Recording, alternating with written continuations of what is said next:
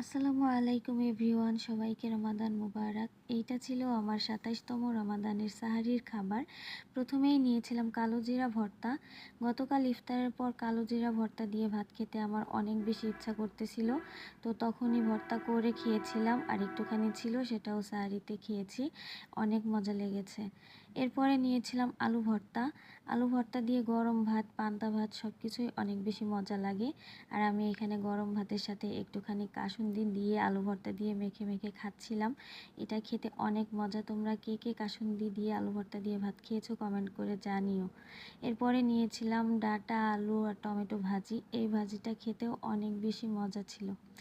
এরপরে নিয়েছিলাম শোল মাছ, টমেটো দিয়ে ভুনা করা হয়েছিল এইটা খেতেও অনেক বেশি মজা ছিল, একটু টক টক লাগতেছিল।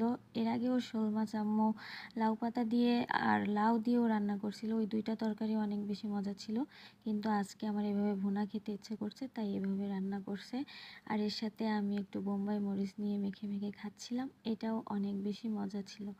আর সবশেষে খেয়েছিলাম হাঁসের ডিম। এখানে দুইটা ডিম আছে, আমি একটাই খেয়েছিলাম। তো আলহামদুলিল্লাহ, এগুলি